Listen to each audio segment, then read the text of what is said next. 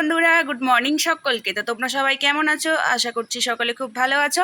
আমিও মোটামুটি ভালো এবং সুস্থ আছি। তোমাদের তো কালকের ব্লগে বলেইছিলাম যে আমি যদি ভালো থাকি, সুস্থ থাকি, তবেই ভিডিও আসবে, নাইলে আজকে আসবে না। তো তার মানে আজকে ভিডিও এসেছে, আমি সুস্থ আছি, ভালো এবং ভালো আছি। তো আজকে আমার ঘুমটা মানে বড়মশাই এমন যে অ্যালার্ম দিয়ে রেখেছিল হচ্ছে 4:30, আর 4:30 অ্যালার্ম মানে ফোনে এত আওয়াজ হচ্ছে, আমি তখন ঘুম থেকে উঠি এবং ঘুম থেকে ওঠার পরে আর ভাবলাম যে আর শুয়ে থাকবো না। আর রাত্রে থেকে মুঘল ধরে প্রচুর বৃষ্টি হচ্ছে, প্রচুর বৃষ্টি, যেটা তোমরা মানে না দেখলে হয়তো বিশ্বাস করবে না যে এত বৃষ্টি হয়েছে কালকে রাত্রিবেলা। তো সকালেও হয়েছিল বৃষ্টিটা, আর আমি হচ্ছে 7:30 8 মানে 8টার মধ্যে আলু সেদ্ধ ভাত, তারপরে তিতো করলা ভাজা আর হচ্ছে লাল শাকের ঝোলটা করে নিয়েছি। যা তো দুপুরবেলা আবার রান্নাই করব। তো ভাবলাম বর্মশাই যেহেতু কাজে যাবে, তো এটুকুই রান্না করে দিই সকাল সকাল। আর কালকের ভাতটা তো সেরকম রাখা হয়নি, নষ্ট হয়ে যায়, প্রত্যেকদিন ভাত রাখা হয় না। তো এখন তোমাদের দাদাভাই হচ্ছে বেরিয়ে পড়লো, ও একটু একটু দরকারের মানে দরকারে যেন কোথায় গেল।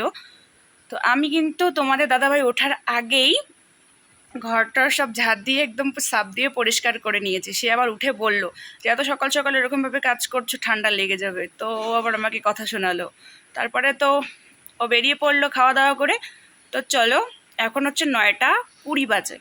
তো আমি আজকে সেরকম চাটা কিছু করিনি, আর আমি কিন্তু পুজোও দিয়েছি, মানে পুজো দিয়ে নিয়েছি, সব কিছু পরিষ্কার করে নিয়েছি, উঠান টুঠান ঝাড় দিয়ে নিয়েছি। তোমাদের সঙ্গে শেয়ার করিনি, কারণ কারণ আমার বর্মশাইয়ের কাছে ফোনটা ছিল, আর তোমরা তো জানোই আমাদের একটা ফোন, তার জন্য সেরকমভাবে কিছু করা হয় না।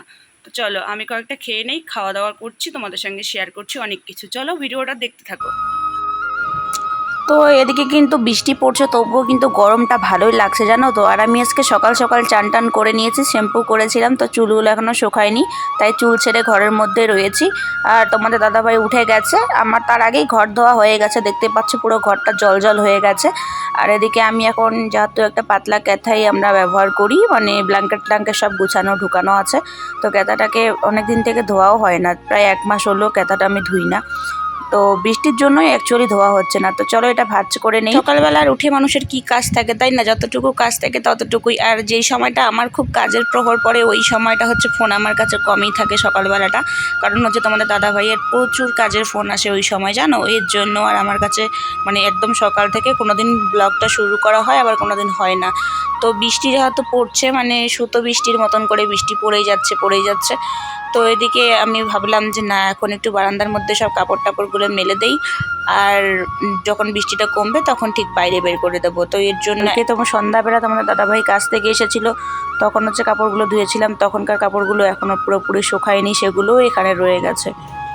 আর তোমাদের তো আমি প্রথমেই বলেই দিলাম যে আজকে আমি পুজো দিয়ে নিয়েছি, কিন্তু তোমাদের সঙ্গে শেয়ার করিনি। আর দেখো ওই আমাদের তুলসী থানের ওই জায়গায় কতটা জল জমে গেছে তাই না। আর হচ্ছে কবে যে বাড়িতে মাটিটা দেওয়া হবে আমি সেটাই ভাবছি।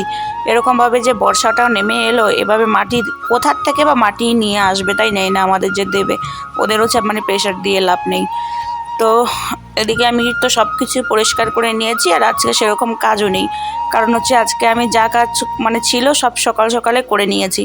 আর যতটা বেলা হয় তখন আর না করতেও ইচ্ছে করে না কোনো কাজ, শরীরটা প্রচণ্ড আলসি হয়ে যায়। তো এদিকে হচ্ছে আমার লাল শাকটা, তারপরে হচ্ছে ভাত, আলু সেদ্ধ, করলা ভাজা সব কিছু এই ঘরে নিয়ে এসেছি।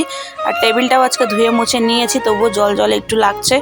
তো ভাবছিলাম ঘরটা পুরো জল জলে রয়ে গেছে, তো একটু সুতি কাপড় দিয়ে একটু মুছে নেই পুরো ঘরটা, তাইলে হয়তো একটু ঘুরতে ভালো লাগবে। আর বাইরে যখন বৃষ্টিটা মানে বাইরেও বৃষ্টি পড়ছে, আর ঘরেও যদি এরকমটা হয়ে থাকে না, মানে চ্যাপচ্যাপে একটা ভাব রয়ে থাকে, একদম ঘোরাফেরা করতে ভালো লাগে না।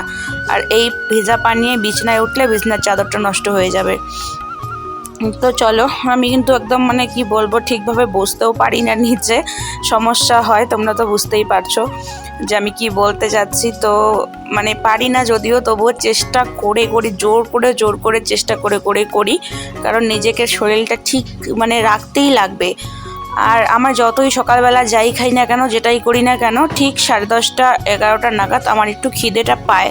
আর আজকে সেরকম আমি চা খাইনি, তো ভাবছিলাম যে একটু দুধ নিয়ে দুধের মধ্যে 2টা বিস্কিট দিয়ে গুলিয়ে নেই, তো এটাই এখন খাবো। আর আমি যদিও সেরকম মানে দুধ খেতে পছন্দ করি না, কিন্তু চা খেতে পছন্দ করি, তো এখন আর উপায় নেই, খেতেই হয়। তো এটা খেয়ে নেই, খাওয়ার পরে আবার অনেক কাজ আছে তোমাদের সঙ্গে করব আর সব কিছু শেয়ারও করব। তো আমাদের তো আমি দেখিয়েছিলাম যে আমার গেট মানে মেন গেট থেকে বের হয়েই হচ্ছে অঙ্গনারী সেন্টারটা। তো ওখানে বাইরের থেকে লোক এসেছে, আমাকে ডাকলো, তো ওখানে গেলাম, একটু বসে আলোচনা করছিলাম আর কি। আর অনেকে এখানে খিচুড়ি ডিম নিতে আসছে, তারাও বসে আছে। তো আমি মানে অনেকক্ষণ থেকে ওদের সাথে গল্প টল্প করলাম। তো ভিতরে গরম লাগছে প্রচণ্ড, এর জন্য ওখান থেকে আবার বলে চলে এলাম। চলে আসার পরে দেখি মানে টমি এত চিল্লাচ্ছে, তো ওকে আবার বাইরে বের করে দিলাম একটু, যে ও একটু বাইরে থাক। আর তোমাদের দাদাভাই কিন্তু কালকে ওর জন্য নতুন একটা চেন এনেছে, চেন বলতে ওই শিকলটা। তো যাই হোক, এখন কিন্তু বাজে দুপুর 2টো। আর আজকে যেহেতু বৃষ্টির কারণে তোমাদের দাদাভাই একটু লেট করে কাজে গেছে, তো আমাকে বললো যে আস্তে আস্তে ওই 3:30 4টা এরকম বাজবে। তো আমি বললাম তাহলে আজকে আমি লেট করে রান্নাটা বসাই। তো এই কারণে হচ্ছে এখন 2টো বাজে, এখন আমি রান্নাটা বসাবো, দুপুরের রান্নাটা। আর যেহেতু আজকে সকালে রান্না হয়ে গেছে, তো সকালের খাওয়াটা আজকে হয়ে গেছে তাড়াতাড়ি, মানে 10টার মধ্যে কমপ্লিট হয়ে গেছে। তো এই কারণে সেরকম কোনো চাপ নেই। আর আজকে হচ্ছে আমি পটলের নতুন কিছু বানাবো। ও তোমরা হয়তো অনেকে জানো, আবার অনেকে জানো না। আর এদিকে হচ্ছে বানাবো আলু পরোটা। তো আলু পরোটাটা আমি বানাবো, খুব খাওয়ার ইচ্ছে হচ্ছিল তাই আর কি। আর তোমাদের দাদাভাইকে বললাম, তো বললো কি রাত্রেবেলা নিয়ে আসবো। তাই আমি ভাবলাম একটু বাড়িতেই ট্রাই করা যাক, যদি হয় আর কি। কোনো দিন তো বানাইনি, আজকে ফার্স্ট টাইম। তো আমি আটাটা মানে একদম মেখে ড্র করে একটু ঢাকা দিয়ে রেখে দিয়েছিলাম, আধা ঘন্টার মতো থাকবে। ডিম নিয়ে নিয়েছি, যে পেঁয়াজ রসুন আদা, তারপর সাদা সরিষে, তারপরে হচ্ছে শুকনা লঙ্কা আর কয়েকটা জিরে ছিটিয়ে দিয়েছি। সব চলো একটু বাটাবাটিটা করে নেই। আর কাঁচা রসুনও দিয়েছিলাম, বেটে নেবো। এগুলো হচ্ছে কি পটলের রেসিপিটাতে দেবো। তো জানি না এটাকে পটলের দরমা বা কিছু একটা এরকম বলে। তো পটলটাকে আমি গোটা গোটা ভেজে নিয়েছি। আর এদিকে কিন্তু হচ্ছে আমি আলু পরোটার জন্য পরোটাগুলো বেলে নিচ্ছি। আর এদিকে পটল ভাজা আমার হয়ে গেছে। তো ততক্ষণে হচ্ছে আমি এদিকে ভাতটা বসিয়ে দিই, ভাতটা হোক। আর আমি ততক্ষণে হচ্ছে যে পটলের জন্য যে মশলাটা রেডি করেছি, তো সেটাকে আগে মানে চটকে চটকে আগে মাখবো তারপর। আর এদিকে হচ্ছে আমি আজকে আলু পরোটা বানাতে গিয়ে অ্যাকচুয়ালি ডিম পরোটা হয়ে গেছে। তো তোমরা হয়তো নতুন এই নামটা শুনতেই পারো আমার কাছে। তো কেউ এটা নিয়ে হাসাহাসি করো না, আমি একদিন রেসিপিটা বলবো, অবশ্যই তোমরা ট্রাই করো, তোমাদের ভালো লাগবে। দেখতেও যেমন সফট হয়েছে আর খেতেও কিন্তু দুর্দান্ত। তো আর লোভ সামলাতে পারলাম না, 9টা বানিয়েছি, মানে 3টে আলু পরোটা বানিয়েছি। আর বাকিগুলো সব হচ্ছে মানে ডিম পরোটা করেছি। আর যেহেতু ডিম ছিলই বাড়িতে, তো বানালাম, কিন্তু খুব সুন্দর লাগছে সত্যি। তোমরা একবার ট্রাই করতে পারো। আর এদিকে আমি হচ্ছে আকাশের মানে প্রচণ্ড হাওয়া হচ্ছে, তো জানলাটা দিয়ে দেখলাম যে আকাশটা এরকম অন্ধকার হয়ে গেছে, একদম কালো হয়ে গেছে। তো এই দেখো চারপাশটা শুধু চা পাতা বাগান। তো ভাবছিলাম হয়তো এখন বৃষ্টিটা আসবে না, আমি রান্না করতেইছি, এদিকে দেখি আবার একদম মানে বৃষ্টি টপ টপ করে পড়ছে, এত আওয়াজ হচ্ছে। তো ভাবলাম কাপড়গুলোকে ঢুকিয়ে রাখি, কারণ ভেজা মানে শুকনা কাপড়গুলো আবার ভিজে গেলে তখন আবার ঝামেলা হবে। তো এগুলোকে আগে ঢুকিয়ে রাখি। আর রান্নাটাও করছি, লঙ্কা বাটছিলাম যখন ওই শিলনোড়ায়, এত হাত জ্বালা করছে। তো রান্না টান্না হয়ে গেছে, সব কিছু ঢাকা দিয়ে রেখে দিলাম। আর তোমাদের দাদাভাই এলো, এসে আমাকে কয়েকটা কাজ বাড়িয়ে দিয়ে এবার চলে গেল। মেজাজটা সত্যি গরম হয়ে যায় আমার। তো এদিকে হচ্ছে জামা কাপড় রেখে দিয়েছে, সেগুলো ধুয়ে দেবো। হাঁড়ি কড়াই বের করেছি, সেগুলো পরিষ্কার করব। আর তার সাথে আমার আর একটা কাজ, আমার ঘরে হচ্ছে ওর মেশিনের বক্স ছিল, ওখানে হচ্ছে ইঁদুরের বাচ্চা। তো যাই হোক, ওগুলোকে বাইরে এনে ওই ব্যাক সাইড দিয়ে আর কি, মানে বেড়ার ওপাশে ছেড়ে দিলাম। যত ছোট ছোট এখনও, আবার যদি ঘরে আসে তাহলে তো মুশকিল হয়ে যাবে। আর আমি অ্যাকচুয়ালি ওগুলোকে ভয়ও পাই।